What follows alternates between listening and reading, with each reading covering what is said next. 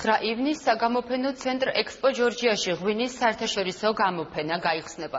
ექსპოზიციაზე ქართული და უცხოური კომპანიები იქნებიან წარმოდგენილი, დაგეგმილია ღვინის ტური, კონკურსი და დაჯილდოების ცერემონია.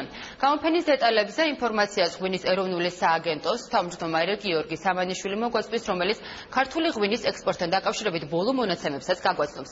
დილამშვიდობის, ბატონო გიორგი, მადლობა სტუმრობისთვის. დილამშვიდობის, მოგესალმებით. ბატონ გიორგი, უკვე ცნობილი გახდა ბოლო 5 თვის ოფიციალური სტატისტიკა ღვინის ექსპორტთან დაკავშირებით და დილის მომბის მაყურებელი ამ ინფორმაციას ახლა პირველი შეიტყობს. რა მონაცემები გვაქვს ამ დროისთვის და არის თუ არა გაზრდილი ქართული ღვინის ექსპორტი? კი ბატონო, უკვე შევაჯამეთ 5 თვის მონაცემები ქართული ღვინის ექსპორტის და უკვე შეგვიძლია თამამად ვთქვათ, რომ ქართული ღვინის ექსპორტის ესე იგი ზრდა არის ცალსახა. 5 თვის მონაცემებით ექსპორტი გაზრდილია თითქმის 64%-ით და დღეს მდგომარეობით ექსპორტზე გატანილია თითქმის 25 მილიონი ბოთლი ღვინო, რაც თანხაში 55 მილიონ დოლარზე მეტს შეადგენს და რაც წინა წელთან შედარებით, იგივე პერიოდთან შედარებით 64%-ით მეტია რაოდენობრივად და თითქმის 60%-ით თანხობრივადაც. ბატონ გიორგი, ხომ არ შეცვლილა მთავარი საექსპორტო ქვეყნების ჩამონათვალი და საინტერესოა, რომელ ადგილზე ამ დროისთვის ჩინეთი? ჩამონათვალი შეიცვალა წლის დასაწყისში, შეგვიძლია ვთქვათ და პირველი სამეულში შედის ჩინეთი, მეორე ადგილზე არის, თუმცა რაც ალბათ ცალსახად პოზიტიური არის, თუ შევხედავთ პირველ 10 ეულს ჩვენი საექსპორტო ქვეყნების ჩამონათვალს, აქ არის როგორც ტრადიციული ქვეყნები, ანუ ის ქვეყნები, სადაც ქართული ღვინო ისედაც კარგად იყიდებოდა, არამედ უკვე შემოვიდა ახალი ქვეყნები, იგივე ჩინეთი, პოლონეთი და ბალტიის ქვეყნები, ევროპის ქვეყნები, რომლებიც უკვე 10 ეულში შედიან. ბატონ გიორგი, რამდენიმე მსხვილ კომპანიას 100,000-ობით ბოთლი გააქვს ჩინეთში. აქტიურობენ თუ არა ამ მხრივ ახალი და შედარებით პატარა კომპანიები? ექსპორტის თვალსაზრისით მათი წილი გაიზარდა თუ არა? კი ბატონო, ზოგადად ჩვენ შეგვიძლია ვთქვათ, რომ ესეთი ლიდერი, გამოკვეთილად ლიდერი კომპანიები ქვეყანაში არ ყავს. ანუ ექსპორტი განაწილებულია დიდ და საშუალო, ასევე მცირე კომპანიებზე საშუალოდ ნაწილდება და ჩინეთში ფაქტობრივად ყველა ღვინის კომპანია მუშაობს, ზოგი მეტი, ზოგი ნაკლები რაოდენობით, მაგრამ ჩინეთის ბაზარი იმდენად საინტერესო აღმოჩნდა ქართველი მეღვინეებისთვის, რომ ფაქტობრივად არ არის არც ერთი, ვისაც მცირე რაოდენობით მაინც არ გახონდეს ამ ბაზარზე. ასე რომ ჩინეთი აქტიური ბაზარი არის და მნიშვნელოვანი ბაზარია ყველა კომპანიისთვის. გასაგებია, ბატონ გიორგი, ხომ არ იგეგმება საექსპორტო ქვეყნების ჩამონათვალის გაზრდა, რომელიმე ახალ ბაზარზე ხომ არ მუშაობს? ის 25 მილიონი ბოთლი, რომელიც ახლა მოახსენეთ, 40-ზე მეტ ქვეყანაში არის უკვე გატანილი, ასე რომ საკმაოდ ფართი არის ქართული ღვინის საექსპორტო ქვეყნების ჩამონათვალი, თუმცა ჩვენ აქტიურად მუშაობთ, მაყურებელს მოეხსენება, რომ გვაქვს სტრატეგიულად მნიშვნელოვანი ბაზრები შერჩეული, როგორც არის ამერიკის შეერთებული შტატები, ევროპის ქვეყნები, ჩინეთი და წელს უკვე გავაქტიურდით იაპონიის მიმართულებითაც, სადაც ვხედავთ, რომ არის ძალიან დიდი პოტენციალი ქართული ღვინის უფრო კარგად გაყიდვის. ბატონ გიორგი, გადავიდეთ მოდით უშუალოდ გამოფენაზე ქართული ღვინის ცნობადობის გაზრდის თვალსაზრისით, რამდენად მნიშვნელოვანი იქნება ის ექსპოზიცია, რომელიც 9 მაისს გაიხსნება? კი ბატონო, 9-11 მაისი უკვე ტრადიციული ღვინის გამოფენა ჩატარდება საგამოფენო სივრცეში თბილისში. ეს უკვე ტრადიციული გამოფენა არის, მე-10 ტარდება, უკვე 10 წლის წინ დაიწყო ეს ტრადიცია და ძალიან მნიშვნელოვანია ეს გამოფენა ტარდება ყოველ წელს და იქცა ასევე ანუ ქართული ღვინის მოყვარულები და ქართული ღვინის დაინტერესებული პირებისთვის ძალიან მნიშვნელოვანი თარიღად, ისინი ივნისის დასაწყისში ყოველთვის ჩამოდიან საქართველოში და უფრო კარგად გაეცნონ ქართული მეღვინეობის დარგს. და რა შეიცვალა ამ წლების განმავლობაში, წლიდან წლამდე, როგორია გამოცდილება? პირველ რიგში მნიშვნელოვანია სტაბილურობა. რა შედეგები მოიტანა, რაც თავარია ქართული კომპანიებისთვის ამ ექსპოზიციამ? ეს არის ძალიან კარგი პლატფორმა ღვინის კომპანიებისთვის და განსაკუთრებით დამწყები კომპანიისთვის, რომ თავიანთი პროდუქცია გააცნონ პირველ რიგში ქართულ მომხმარებელს და ასევე იმ პოტენციურ იმპორტიორებს სხვადასხვა ქვეყნიდან, რომლებიც დაინტერესებული არიან ქართული ღვინით. 10 წელი არ ჩავარდნილა, ყოველ წელს ტარდება ეს გამოფენა და ასევე მნიშვნელოვანია კონკურსი, რომელიც ამ გამოფენების ფარგლებში იმართება, ესეც ტრადიციად იქცა მე-9-ად ჩატარდება წელს ღვინის კონკურსი. გითხარით ამ კონკურსის შესახებ? კი ბატონო, ეს კონკურსი, როგორც გითხარით, მე-9-ად ტარდება. ეს არის ესე იგი კონკურსი, სადაც ღვინოებს ინჯავენ არა მხოლოდ ქართველი, არამედ ძირითადად უცხოელი ექსპერტები. წელს 4 უცხოელი ექსპერტი ჩამოდის სხვადასხვა ქვეყნიდან, მათ შორის დიდი ბრიტანეთი, ამერიკის შეერთებული შტატები, იაპონია, ანუ ექსპერტები, რომლებიც ქართველ დეგუსტატორებთან ერთად ინჯავენ ღვინოს და აფასებენ. ძალიან პოპულარული ეს არის საკონკურსი, საქართველოში ფაქტობრივად ყველაზე პოპულარული კონკურსი, რომელიც ტარდება და კომპანიები, განსაკუთრებით ის კომპანიები, რომელსაც ახლა უნდათ რაღაც ნიშის გაჭერა, აქტიურად არიან ჩართული ამ კონკურსში. ბატონ გიორგი, თქვენ აღნიშნეთ, რომ კონკურსი უკვე მე-9-ად იმართება. შესაბამისად, საინტერესოა, როგორია შეფასება, ასე ვთქვათ, ჟიურის წევრების, რომლებიც აფასებენ ქართულ ღვინოს, რა შეიცვალა ამ წლების განმავლობაში? გვაქვს თუ არა უკეთესი მაჩვენებლები და რა მახასიათებლების მიხედვით ხდება შეფასება ჩვენი პროდუქციის? კონკურსი სტანდარტულად ვითარდება, ისევე როგორც მიღებულია მსოფლიოს ყველა წამყვან ქვეყანაში, ეს დეგუსტატორები ღვინოს ინჯავენ, იქ ტიპიურობის, ფერი, სურნელი, გემო და ასე შემდეგ მიხედვით.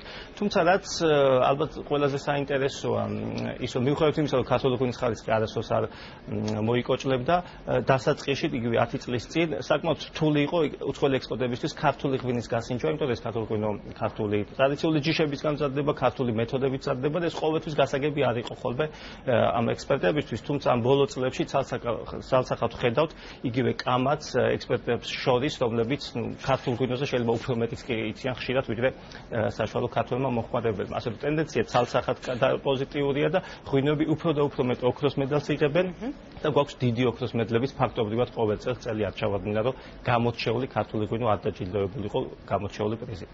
ეს კამათი რა საკითხზე მიმდინარეობს ხომ? ეს ალბათ გემოვნებაზე არ დაობენ, ხო? რაღაცა სხვა მიმართულებით ხარისხზეა საუბარი? არა, გემოვნებაზე არის, სტილისტიკაზე, ანუ ეს არის ქართული ღვინის სტილისტიკა, რომელიც განსხვავდება ზოგადად მიღებული, ხშირად განსხვავდება ზოგადად მიღებული სტილისგან, განსაკუთრებით ქვევრის ღვინოები, ქარვისფერი ღვინოები, რომლებიც მაინც ახალი ხილია საერთაშორისო ექსპერტებისთვის. ასე რომ უფრო და უფრო მეტი მეღვინე სწავლობს ამ სტილისტიკას და ხშირად უხსნიან ხოლმე დამწყებებს, ეგრეთ ქვევრის ღვინის დამწყებ დეგუსტატორებს უხსნიან როგორ უნდა გაისინჯოს ეს ღვინოები. დიახ.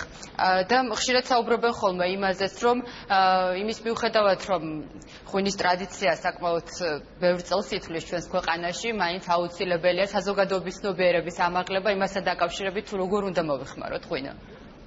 კი ბატონო, ღვინის მოხმარების წესები საკმაოდ ასევე ხანძრილი გვაქვს საქართველოში და მე მგონი ყველა კარგ ოჯახში ღვინის დაყენებასთან ერთად ღვინის მოხმარების კულტურაც არის შენარჩუნებული და რა თქმა უნდა ეს არ გულისხმობს გადაჭარბებულ ღვინის მოხმარებას ღვინოს, როდესაც ვიუდგებით, მას პატევი უნდა ვცეთ და ისე უნდა მოვეყოლათ, რომ რა თქმა უნდა აქ განსხვავებული სასვისები და ასე შემდეგ ამოვყადოთ, თუმცა ღვინოს, როგორც ჩვენი წინაპრები, ჩვენც ალბათ უნდა მოვიხმარდეთ ყველა ვახშამზე.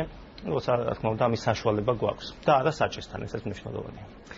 კი ბატონო, ბატონ გიორგი, 9 ივნისს დაგეგმილი პროექტის ფარგლებში ასევე იგეგმება ღვინის ტურის მოწყობას. რა მიზანი აქვს ამ ტურს და რომელი ქვეყნებიდან ველოდებით სტუმრებს? ღვინის ტურებსაც შეეხება ზოგადად ღვინის ეროვნული სააგენტოს ერთ-ერთი მიმართულება არის სწორედ ღვინის ტურების ჩატარება. საქართველოში ცდილობ ჩამოვიყვანოთ ის მეღვინეობის დარგში მოდის შემქმნელი მწერლები იქნებიან თუ ჟურნალისტები და მათ რომლებიც შემდეგ რა თქმა უნდა ქართულ ღვინოზე დაწერენ, ან ისაუბრებენ დაინტერესებულ პუბლიკასთან და რომლებსაც ადგილზე გაცილებით კარგად გავაცნობთ ქართული ღვინის უძველეს 8000 წლიან ისტორიასა და კულტურას, იმიტომ რომ თქვათ იგივე ჟურნალებით იქნება სტატიები თუ ფილმებით არ არის ისეთი ადვილი იმ ემოციის გადაცემა, რაც ღვინის დარგში არის საქართველოში. ასე რომ ამ გამოფენის ფარგლებში საკმაოდ ბევრი სტუმარი ჩამოდის და მათ შორის ღვინის ეროვნული სააგენტოს ორგანიზებითაც და სტუმრები რა თქმა უნდა ცალსახად კახეთს მოინახულებენ, ხოლო ზოგიერთი მათგანი, ვისაც ცოტა უფრო მეტი დრო აქვს დასავლეთ საქართველოში და რაჭაშიც ავა. როცა ჩვენი მრავალფეროვნება, ჩვენი ღვინის მრავალფეროვნება და ღვინის კულტურის სიმდიდრე რო უკეთ შეიგრძნო. ბატონ გიორგი, ძირითადად დადებითი მიმართულებით ვისაუბრეთ, თუმცა ალბათ წარმოებაში არის გარკვეული ტიპის პრობლემებიც, განსაკუთრებით იმ მეღვინეებისთვის, ვინც ახლა იწყებს სწორედ საქმიანობას. რა შეგიძლიათ გითხრათ ამასთან დაკავშირებით?